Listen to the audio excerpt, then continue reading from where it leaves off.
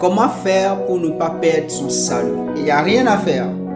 Pourquoi? Parce que le salut ne se perd pas. Nous abordons maintenant la troisième partie.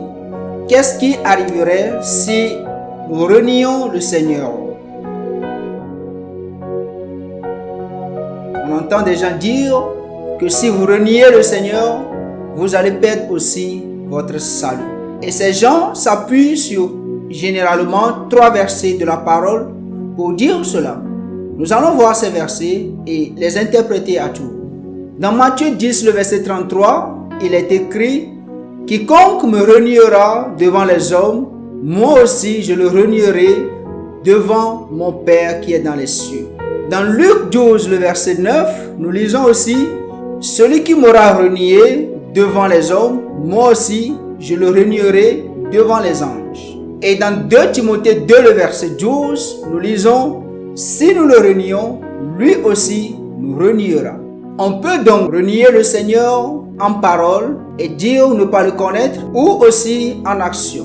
Ces versets sont donc des avertissements solennels pour tous les chrétiens, sans distinction, sur le fait d'être sérieux sur la profession du christianisme. L'expression « si vous le reniez » dans 2 Timothée 2, le verset 12, a été donnée aux chrétiens à l'époque où il était difficile de distinguer les chrétiens des gens qui font semblant. À cette époque déjà, l'Assemblée du Seigneur est devenue une grande maison dans laquelle il se retrouvait des vases à honneur et des vases à déshonneur. Et il est donc difficile de distinguer ceux qui sont des chrétiens de ceux qui ne l'étaient pas. Et dans son origine, l'expression « si vous le reniez » est au futur. La force de cette expression semble être un reniement définitif et non quelque chose de temporaire.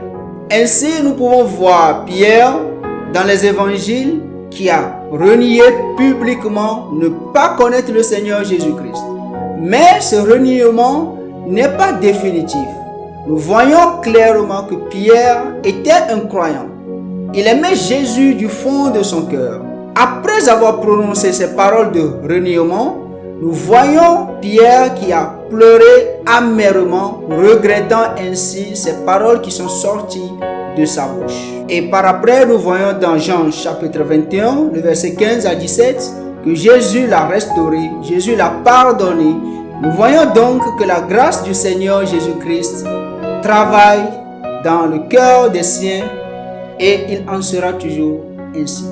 À l'inverse de Pierre, nous voyons que celui qui n'a pas la vie en lui et qui a renié définitivement le Seigneur, c'est donc celui-là dont il est question que le Seigneur aussi le reniera le grand jour du jugement devant Dieu et devant les anges. Donc non, le salut ne peut pas se perdre. Le Seigneur Jésus-Christ, qui lui-même a souffert beaucoup pour nous sauver et qui a aussi dit que personne ne pourra les ravir de ma main, nous garantit que ce salut ne peut pas être perdu.